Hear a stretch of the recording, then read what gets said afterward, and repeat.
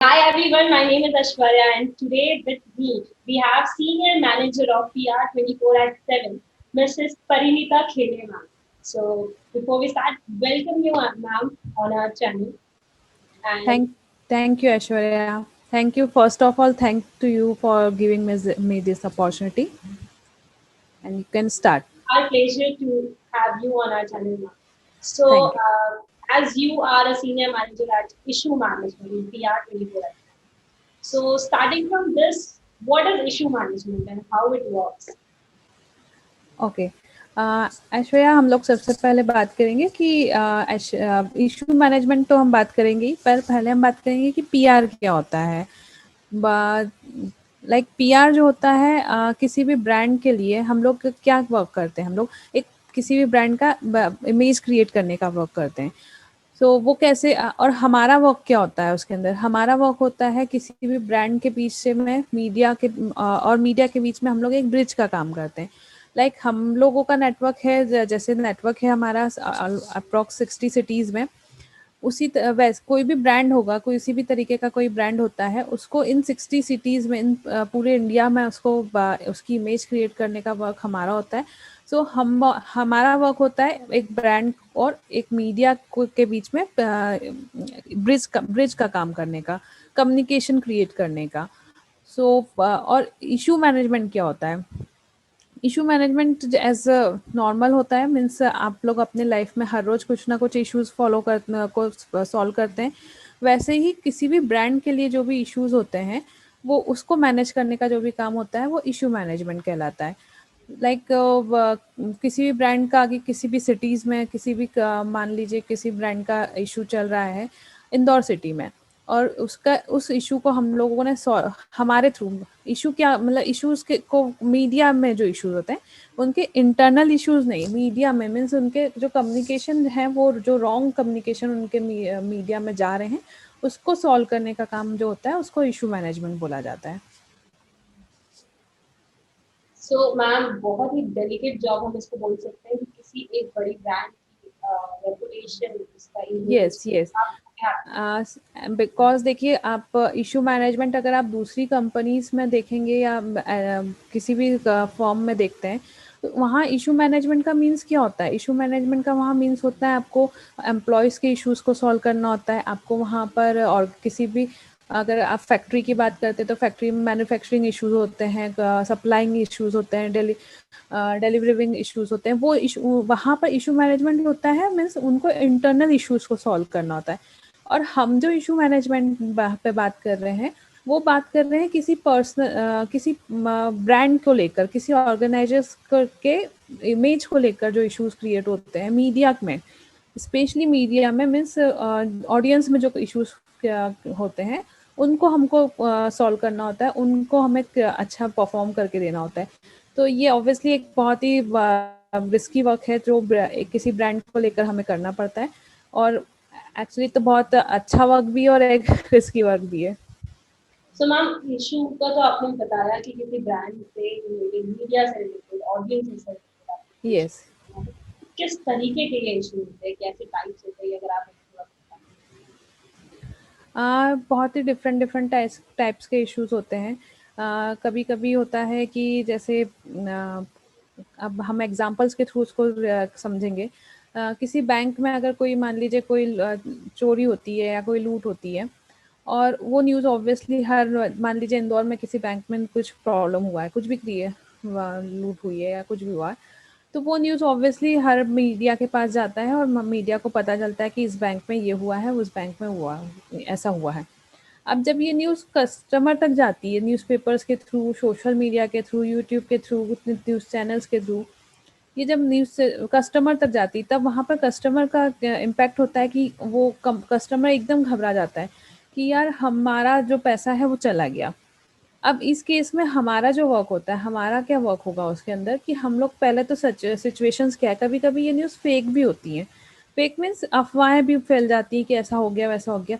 पहले हम लोगों को चेक करना होता है कि क्या है क्या नहीं हो, एक्चुअली क्या है, क्लाइंट की तरफ से हमें क्या, क्लाइंट हमें क्या बता रहा है और मीडिया में क्या है, दोनों का दोनों सेम बातें कर रहे हैं या नहीं कर रहे हैं. और अगर एक्चुअली ऐसा हुआ है तो उसके ऊपर हमें क्या काम करना है और किस तरीके से उसको सॉल्व करना है, कस्टमर तक कैसे सेटिस्फाइड मैसेज जाना चाहिए, करेक्ट मैसेज कैसे जाना चाहिए, वो हम लोगों का प्लानिंग होता है उसके अंदर। ये एक इशू हुआ। एंड सेकंड इशू होता है लाइक रॉन्ग कम्युनिकेशन, मीडिया में चला जाना, किसी भी तरीके का रॉन्ग कम्युनिकेशन मीन्स लाइक अगर हम लोग कुछ भी किसी भी चीज़ की लॉन्चिंग के बारे में बात करें, कोई भी ब्रांड अपना कोई प्रोडक्ट लॉन्च करने जा रहा है, वो लॉन्च करने जा रहा है मंडे को, और हमारे पास बाय मिस्टेक वो हमारे थ्रू या हमारे क्लाइंट के थ्रू या किसी के भी थ्रू वो जो मैसेज है वो सैटरडे को ही आपके मीडिया में चला गया है, तो वहाँ आपको मैनेज करना होता है कि उसको आप कैसे स्टॉप कर सकते हो। प्लस होता है किसी भी तरीके का सेम मूवी लॉन्चिंग के बारे में कोई भी इंटरनल थिंग्स जो गलती से मार्केट में आ गई हैं उनको स्टॉप करना, उनको ज़्यादा स्प्रेड नहीं करने देना। जनरली तो हमारा वर्क क्या है कि हमें न्यूज़ स्प्रेड करना है, मतलब हमें ब्रांड की इमेज क्रिएट करने के लिए जितना हम न्यूज़ क्रिएट करेंगे, जितने न्यूज़ मीडिया में आएगी या जितने ऑडियंस पहुंचेगी वो हमारे लिए अच्छी ही होती है। लेकिन कभी कभी हमें ऐसे क्राइसिस भी या ऐसे इश्यूज भी मैनेज करने पड़ते हैं कि हमें वो स्टॉप करवाने होते हैं, कि क्योंकि वो प्री चले गए हैं, वो हमें पोस्ट करने चाहिए थे लेकिन वो पहले ही मीडिया में जा चुके हैं, तो उस तरीके के प्रॉब्लम्स होते हैं। प्लस कभी कभी कुछ गलत मीन्स नंबर्स चले गए हैं, गलत नंबर्स जाते हैं, इनके मतलब ओवरऑल इश्यूज किस पे होते हैं, रॉन्ग कम्युनिकेशन, रॉन्ग टाइमिंग। अगर इस पे कोई भी काम हो रहा है तो उस पे इश्यूज क्रिएट हो सकते हैं जो क्लाइंट को नहीं चाहिए और वो हो रहा है। मीन्स क्लाइंट ब्रांड के बारे में कुछ भी गलत जा रहा है, वो उसको मैनेज करना है, मैनेज करने के जो भी वर्क होते हैं उसके वो इश्यूज हो जाते हैं। ठीक है। And that's it. इसके अलावा मीन्स ओवरऑल आपको रॉन्ग कम्युनिकेशन को अगर हम बात करें तो ढेरों इश्यूज है, जैसे कि आपने बताया, तो हर एक पॉइंट में कहीं ना कहीं इशू निकल सकता है। हाँ, मेजर इश्यूज जो आपने पहले बताया, राइट, लाइक आप अगर स्टार्टिंग फ्रॉम योर डे आप मानते हो आज मेरा दिन पूरा शेड्यूल है, मुझे आज इस पूरे शेड्यूल के साथ वर्क करना है, लेकिन कहीं ना कहीं कुछ ना कुछ प्रॉब्लम आ जाती है और वो इश्यूज मतलब कहीं ना कहीं आप जब बोल रहे हो कि 1 घंटे में हमारा वर्क हो जाएगा, लेकिन उस जगह पे 1 घंटे की जगह 2 घंटे लग जाते हैं, तब आपका दूसरा जो वर्क है वो डिस्ट्रॉय होता है, वो उसको प्रॉब्लम वो नहीं हो पाता या वो हमको डिले करना पड़ता है। वैसे ही जब हम लोग किसी प्लानिंग के साथ वर्क कर रहे हैं और वो प्लानिंग थोड़ी भी डिले होती है या थोड़ा सा भी हमें उसमें कुछ कम्युनिकेशन गैप होता है या फिर टाइमिंग इश्यूज होते हैं, उस समय पे जो भी मीडिया को लेकर होते हैं, मीन्स अगर हमने आज मीडिया को बोला है कि आज हम आपको इस ब्रांड का न्यूज़ देने वाले हैं और वो मीडिया के पास ऑलरेडी कहीं और से चला गया और वो हम लोगों ने बोला कि हमारे थ्रू आने वाला था बट नहीं दे पा रहे हैं, वो क्लाइंट ने स्टॉप करवा दिया, हमको नहीं करना है, क्लाइंट बोल रहा है कि नहीं करना है, लेकिन वो मीडिया को कहीं से पता चला, उसने वो न्यूज़ आप तक पहुंचा दी और मीडिया में और अदर मीडियाज में भी उसने दे दी। तो इस तरीके से जो फिर वो क्लाइंट ने तो नहीं देना चाहिए था, लेकिन क्लाइंट के थ्रू नहीं जाना चाहिए था, लेकिन वो चला गया कहीं ना कहीं से, तो उसको स्टॉप करवाना, उसको कैसे मैनेज करना है, वहाँ वो भी एक इशू हो जाता है। ठीक है। हाँ, इश्यूज की बात तो हम करें तो ढेरों इश्यूज जैसे आपने बताया, बट जैसे एक सिटी में बेस्ड होना, या जैसे आपने बोला कि 60 सिटीज से कनेक्शन है, कहीं इसमें फैला हुआ है, तो कोई से भी सिटीज से इशू आ सकता है, तो वहाँ की लोकल टीम वर्क करती है या आप लोग कैसे गाइड करते हैं, कैसे पीआर इस प्रॉब्लम को सॉल्व करता है? पीआर में अगर बात की जाए तो कैसे इसको सॉल्व करना होता है, ये होता है एक लीडर के ऊपर डिपेंड करता है सबसे फर्स्ट।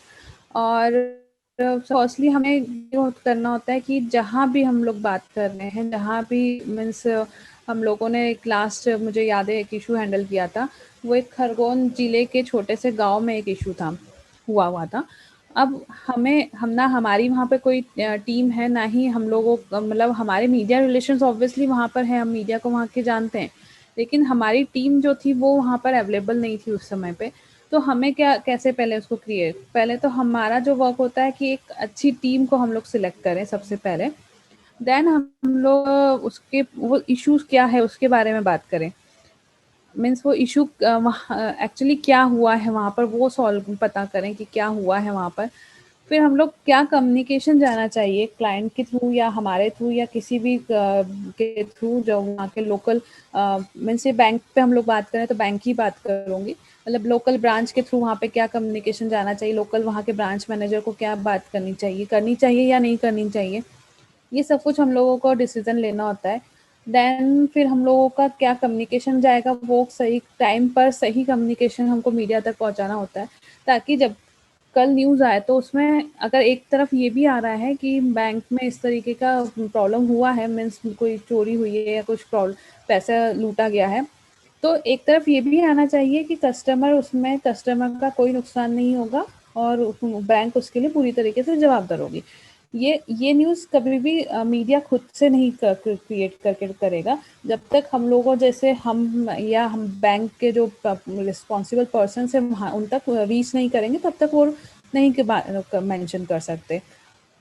तो इस तरीके से पीआर जो है उसको पीआर मीन्स आपको ऑब्वियसली जो नेगेटिव इम्पैक्ट जा रहा है उसके साथ आपको उसका पॉजिटिव इम्पैक्ट डाल के उसको उस स्टोरी को न्यूट्रल करना होता है। मीन्स ये ना हो कि ब्रांड के बारे में नेगेटिव नेगेटिव ही छप रहा है, उसका पॉजिटिव डालकर आपको उसको न्यूट्रल भी करना होता है उस न्यूज़ को। तो इस तरीके से हम लोगों को मैनेज करने होते हैं इश्यूज, और भी डिफरेंट वेज होते हैं जहाँ पर कभी कभी हमें कुछ ना बोलकर भी हमें उससे मैनेज करना होता है। कभी कभी ऐसे क्राइसिस होते हैं जहाँ पर ना क्लाइंट को ये सजेशंस देने होते हैं कि आप कुछ भी मत कीजिए, थोड़े दिन में ये अपने आप बंद हो जाएगा। मीन्स जहाँ पर टू वे चल रहा होता है, मीन्स क्लाइंट इधर से एक न्यूज़ देता है या क्लाइंट ने कुछ बोला या ब्रांड ने कुछ बोला, उधर से दूसरे किसी ने कुछ और बोला। मीन्स फॉलो अप जो स्टोरीज आती है जिस केस में बहुत ज़्यादा ही इश्यूज हो जाते हैं, वहाँ पर कभी कभी चुप रहना भी इम्पोर्टेंट होता है। और मैम अभी आपने बोला था अच्छी टीम आप पहले से बोलते हैं, तो वो अच्छी टीम का क्राइटेरिया क्या है? लाइक इंडिविजुअल में ऐसी कौन सी लीडरशिप क्वालिटी या कौन से ऐसे एक्सेप्ट आप ढूंढते हैं तो इसमें वो चीज होनी चाहिए फॉर जॉइनिंग इशू मैनेजमेंट? देखिए, सबसे पहले तो आपको एक पर्सन होना चाहिए, मीन्स एक शांत स्वभाव का पर्सन। शांत स्वभाव मीन्स स्वभाव नहीं होना चाहिए, उसको एक शांति से जवाब देने वाला या शांति से बात सुनने वाला पर्सन होना चाहिए। प्लस आपका वही पोलाइट कम्युनिकेशन करने वाला पर्सन होना चाहिए जो पोलाइटली आपसे बात करे या पोलाइटली वो मीडिया से बात करे। इवन ये क्वालिटी तो हर पीआर पर्सन में होना चाहिए, सिर्फ इशू मैनेजमेंट करने वाले पर्सन में नहीं, हर पीआर पर्सन में ये क्वालिटी तो होना ही चाहिए कि वो पोलाइट बात करने वाला होना चाहिए। ठीक है। सेकेंड, वो कॉन्फिडेंस होना चाहिए, उसमें कॉन्फिडेंट होना चाहिए वो पर्सन।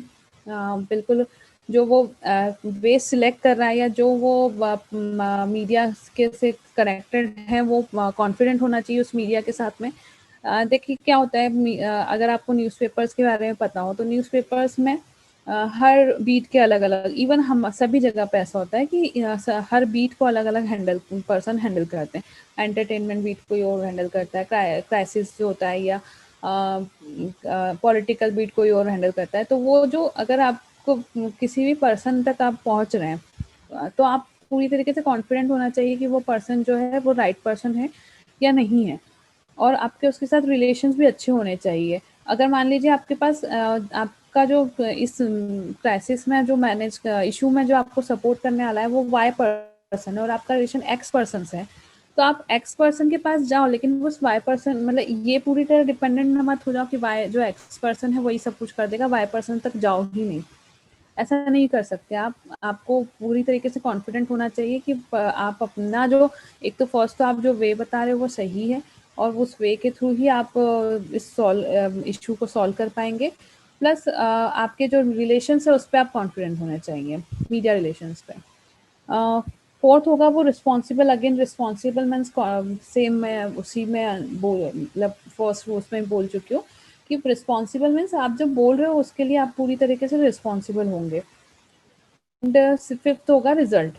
आपको रिजल्ट ओरिएंटेड होना चाहिए उसका कि आपने जो बोला है, आपने बोला था स्टार्टिंग में कि ये रिजल्ट्स मैं ला कर दूंगा, तो वो रिजल्ट्स आपको ला कर देना वाला होना चाहिए, रिजल्ट ओरिएंटेड पर्सन होना चाहिए।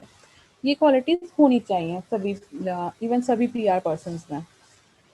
जैसा कि मैम ने कहा कि ये कुछ क्वालिटीज आपने होनी ही चाहिए for joining an issue management, calmness होनी चाहिए, कॉन्फिडेंट होना चाहिए, and you should be a responsible person और रिजल्ट ओरिएंटेड। मैम बात करें यदि जो साल ने इस साल में हमें दिया है, पैंडेमिक, कोरोना, लॉकडाउन, तो इस चीजों से काफी कंपनीज पे इफेक्ट आया है, काफी बिजनेस पे इफेक्ट आया, हर फील्ड पे इफेक्ट आया कहीं ना कहीं, वेदर इट इज पॉजिटिव और नेगेटिव, काफी कंपनीज को पॉजिटिवली इफेक्ट हुआ है। बट यदि हम बात करें इशू मैनेजमेंट, तो क्या केसेस में, क्या इश्यूज में बढ़ोतरी या कम, या कोई अलग तरीके के इश्यूज या वर्क पैटर्न में चेंजेस, क्या ऐसा कुछ हुआ? ऐसा देखिए, ऐसा नहीं हुआ है कि किसी कंपनी में इश्यूज हुए हैं, बहुत ज़्यादा इश्यूज एक कंटिन्यू हुए हैं, लेकिन डिफरेंट इश्यूज जो हैं वो सामने आए हैं। जैसे लॉकडाउन जिस समय पे चल रहा था और कोरोना का इफेक्ट चल रहा था, तो एक इश्यूज मैं एग्जांपल के थ्रू समझाती हूँ। जैसे कुछ एफएमसीजीज ब्रांड थे, उन्होंने वहाँ पर क्योंकि वो कंटिन्यू वहाँ पर लोग कंटिन्यू काम कर रहे थे, तो ऐसा हुआ कि एक न्यूज़ फैल गई कि एक ब्रांड, एफएमसीजी ब्रांड के एम्प्लॉयज़ में सब लगभग 50 एम्प्लॉयज़ को कोरोना हो गया है। जबकि वहाँ पर एक्चुअल बात ये थी कि 50 एम्प्लॉय नहीं, एक एम्प्लॉय को हुआ था जो डिटेक्ट हुआ था और उसको क्वारंटाइन किया गया था।